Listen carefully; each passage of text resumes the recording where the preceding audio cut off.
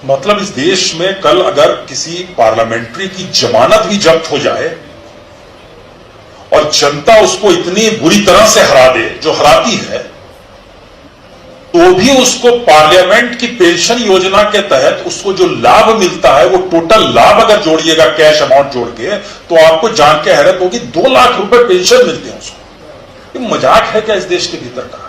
Pension पर जबरदस्त धमाका। पहली बार मशहूर पत्रकार पुण्य परसुन वाजपेयी जी ने मोदी सरकार को पेंशन पर घेरा। दोस्तों नमस्कार, स्वागत करते हैं आपका एक बार फिर से हमारे YouTube चैनल पर। दोस्तों, मशहूर पत्रकार पुण्य परसुन वाजपेयी जी, जो कि हमेशा से ही जनता के मुद्दे को बेबाकी से उठाते आए हैं, अपने अंदाज में वो लोगों की समस्याओं को किसी न किसी तरह से सरकार के सामने रखते आए हैं। आज हमारे पेंशन धारकों की मेन डिमांड उनकी पेंशन बढ़ोतरी को लेकर उन्होंने एक बार फिर से मोदी सरकार को घेरा है। जी हाँ दोस्तों, उन्होंने कहा कि जैसे कि हमारे विधायक हैं, सांसद हैं, उनके ऊपर चाहे कोई केस दर्ज हो जाए, चाहे उनको जेल भेज दिया जाए, चाहे करप्शन का उनके ऊपर चार्ज लग जाए, फिर भी वो ताउम्र पेंशन पाते हैं। वहीं दूसरी ओर हमारे कर्मचारी पेंशन धारक हैं जो कि अपनी सारी जवानी देश की सेवा में लगा देते हैं। बड़ी से बड़ी कुर्बानी देने में भी वो पीछे नहीं हटते हैं। फिर भी इस बढ़ती महंगाई के दौर में उनको जितनी पेंशन मिलनी चाहिए वो नहीं मिलती है। किस तरीके से पुण्य परसुन वाजपेयी जी ने पेंशन बढ़ोतरी की मांग को सरकार के सामने रखा, सुनिए लाइव। मतलब इस देश में कल अगर किसी पार्लियामेंट्री की जमानत भी जब्त हो जाए और जनता उसको इतनी बुरी तरह से हरा दे जो हराती है, तो भी उसको पार्लियामेंट की पेंशन योजना के तहत उसको जो लाभ मिलता है वो टोटल लाभ अगर जोड़िएगा कैश अमाउंट जोड़ के, तो आपको जान के हैरत होगी 2 लाख रुपए पेंशन मिलते हैं उसको। ये मजाक है क्या इस देश के भीतर का? हम कहेंगे नहीं साहब, डेमोक्रेसी है। यानी 6,000 रुपए किसान को देने को लेकर मारामारी शुरू हो गई और गरीब को इतना दिया जाएगा, देश के भीतर बहस हो रही है। आप इस पे बहस नहीं करेंगे कि आपको पैसा कौन दे रहा, पेंशन आपको क्यों मिलेगी? हमने आपको चुना, आपने सेवा की, अब आप जाइए, लेकिन आप नहीं जाएंगे, आपको पेंशन मिलती रहेगी। गजब की स्थिति है। और इन आंकड़ों को आप उस दिशा में सोचे ही नहीं, इसके लिए तमाम राजनीतिक दल एक साथ है। इसमें आप कुछ अलग नहीं। पार्लियामेंट के भीतर बहस होती है, साहब हमारा 5 करोड़ में काम नहीं चलता, इसको बढ़ा दीजिए।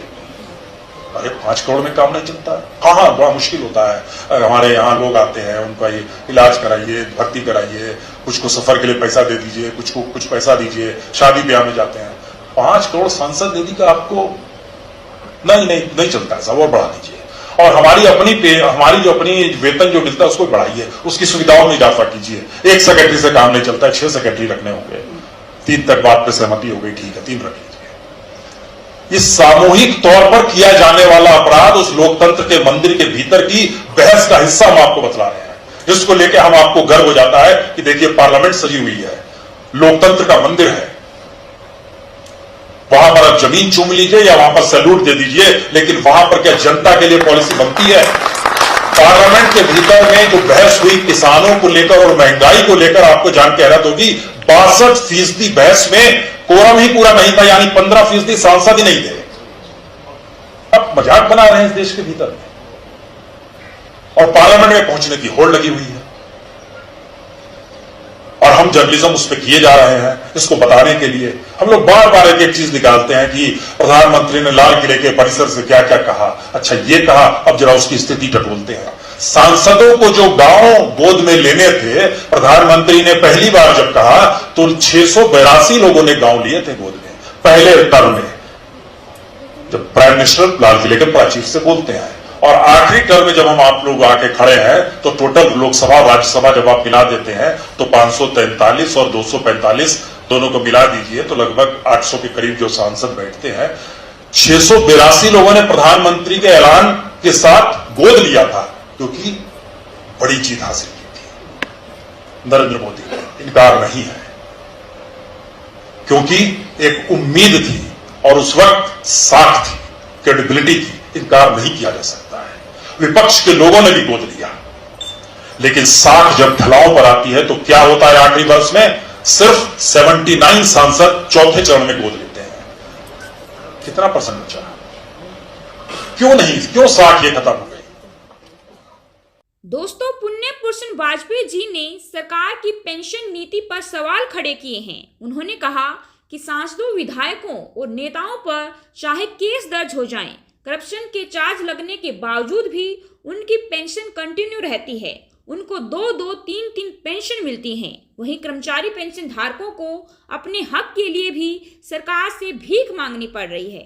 अगर आप पेंशन देते ही हैं तो पेंशन का एक समान सिस्टम पूरे देश में लागू होना चाहिए, चाहे फिर वो सांसद हो, विधायक हो, कोई मान्य हो या फिर कोई कर्मचारी पेंशन धारक, सबको एक समान पेंशन दी जानी चाहिए। ये बिल्कुल भी उचित नहीं है कि केस दर्ज होने के बावजूद भी, करप्शन के चार्ज लगने के बाद भी सांसदों, विधायकों को 2-2, 3-3 पेंशन दी जाती हैं। वहीं जिनको जरूरत है उन्हें एक पेंशन के लिए भी सरकार से भीख मांगनी पड़ रही है। उनको एक पेंशन भी सही से देने में सरकार आनाकानी कर रही है। तो दोस्तों, पुण्य पुरुष वाजपेयी जी ने पेंशन धारकों की पेंशन बढ़ोतरी की मांग को बड़े ही बेबाकी से सरकार के सामने रखा। आपका क्या कहना है इसके ऊपर कमेंट सेक्शन में कमेंट कर हमें अपनी राय जरूर दें। अगर आप भी समर्थन करते हैं उनका तो पुण्य पुरुष जी के लिए कमेंट सेक्शन में थैंक्स जरूर लिखें। और अगर वीडियो पसंद आई हो तो वीडियो को ज़्यादा से ज़्यादा साथी दोस्तों के साथ भी शेयर जरूर करें और हमारे चैनल को सब्सक्राइब कर बेल आइकन को प्रेस करना ना भूलें, ताकि लेटेस्ट अपडेट से हम आपको तुरंत अवगत करा सकें। आज की वीडियो में बस इतना ही। जल्द ही हाजिर होंगे एक नई वीडियो के साथ। तब तक के लिए बने रहें हमारे साथ। धन्यवाद। जय हिंद, जय भारत।